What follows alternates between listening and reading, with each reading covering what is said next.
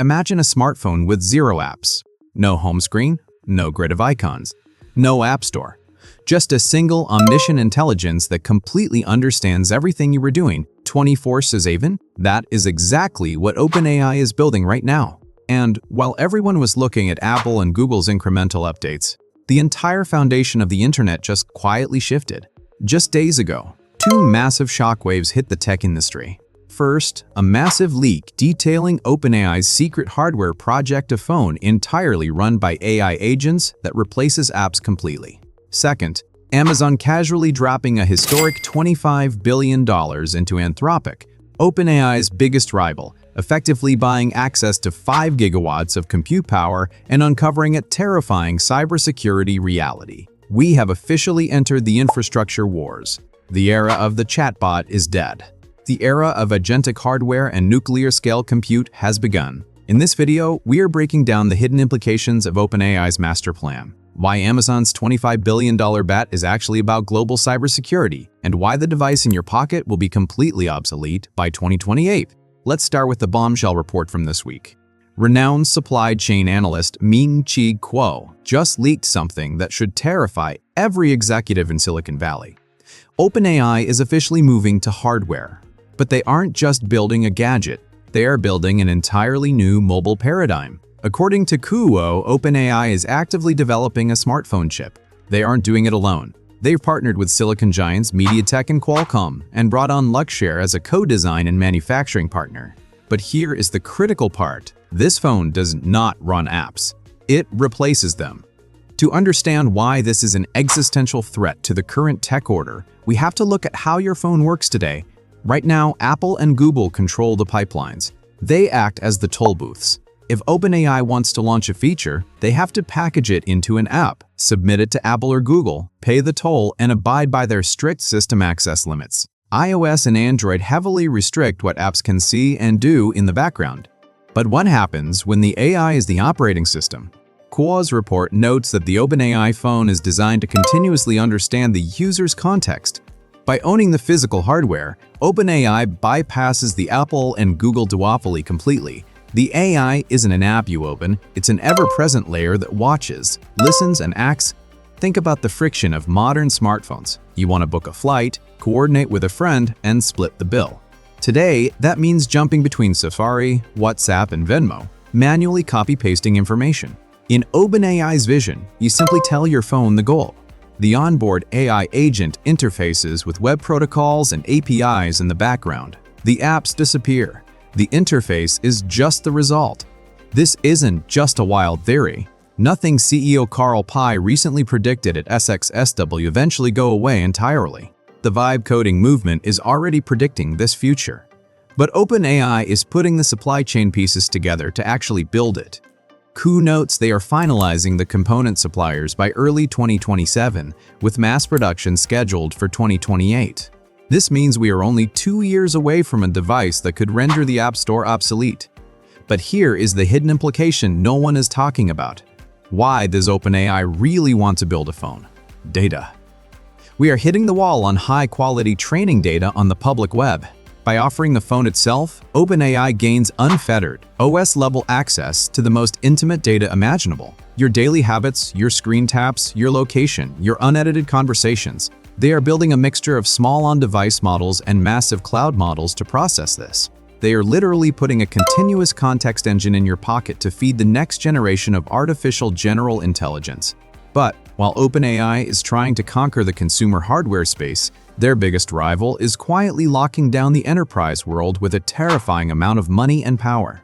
This brings us to the second massive shift of the week. Amazon just announced an unprecedented $25 billion investment in Anthropic. Let me repeat that. $25 billion. This is on top of the $8 billion they already invested. Amazon is injecting $5 billion effectively immediately, with another $20 billion tied to commercial milestones. But this isn't just a venture capital play. This is a highly calculated, mutually assured survival pact. If we look closely at the terms of the deal, Anthropic has agreed to spend more than $100 billion on Amazon Web Services technologies over the next decade. Amazon is basically handing Anthropic a massive check, knowing that Anthropic is legally obligated to hand it right back to Amazon to rent their servers. It is a brilliant, closed-loop financial ecosystem. But the numbers get even crazier when you look at the physical infrastructure. The deal gives Anthropic access to up to 5 gigawatts of compute capacity to train its Claude models. Most people don't understand what 5 gigawatts means. 1 gigawatt is roughly the output of a standard nuclear reactor. It is enough to power a mid-sized city. Amazon is dedicating the power equivalent of 5 nuclear reactors solely to the intelligence of Anthropic's Claude. We have officially reached a point where the limiting factor for AI is no longer software engineering. It is the raw physics of generating enough electricity to keep the chips cool. And speaking of chips, there is a hidden war happening here too. Anthropic won't just be using NVIDIA. This deal heavily features Amazon's custom AI silicon, including Trainium3 and tens of millions of Graviton CPU cores. Amazon is using Anthropic to prove to the world that you don't need NVIDIA to train frontier models. If Claude, arguably the smartest model on Earth right now, is trained on Amazon silicon, every other enterprise will realize they can bypass NVIDIA's insane markups too. But why is Amazon going all in right now? Why drop $25 billion this week? Because Anthropic just discovered something terrifying. Recently, Anthropic launched the Claude Mythos preview, and it rocked the global cybersecurity world. During testing, Claude Mythos identified thousands of zero-day vulnerabilities in existing software and infrastructure. A zero-day vulnerability is a flaw in software that hackers can exploit, which the software creator has 0 days to fix because they don't even know it exists yet. Historically, finding a single critical zero-day could take a team of security researchers months. They are sold on the black market for millions of dollars. Claude Mythos found thousands of them autonomously. If a bad actor got their hands on this capability, it could cripple the global financial system, power grids, and hospital networks in hours. Recognizing the existential threat, Anthropic and Amazon immediately formed an alliance dubbed Project Glasswing to patch these vulnerabilities before they can be exploited. This is why Amazon is securing a reported 16 to 18% stake in Anthropic. They realize that AI is no longer just a productivity tool. It is the ultimate weapon of cyber defense. Anthropic's Claude is now the shield guarding the internet's infrastructure. By tying the Claude platform directly into AWS Bedrock, Amazon makes itself the ultimate fortress for enterprise security. When you look at OpenAI's phone and Amazon's $25 billion nuclear-scale bet on Anthropic side by side, a clear picture emerges. The tech giants are splitting into 2 distinct philosophies for the future of the world. OpenAI is aggressively pursuing the consumer. They want to be the intelligence layer between you and the physical world. By building a smartphone, they want to bypass Apple, eliminate apps, and harvest continuous human context to build an AI that understands us perfectly. They want to be your personal agent. Anthropic and Amazon, on the other hand, are attacking the enterprise and the infrastructure. They are building models so vast they require gigawatts of power, capable of securing or destroying the internet. They want to be the intelligence layer for the global economy. Meanwhile, where does this leave the old guard? The companies that defined the last decade? This week, leaks revealed that Apple is planning to introduce AI photo editing tools in iOS 27. Tools like Extend, Enhance, and Reframe.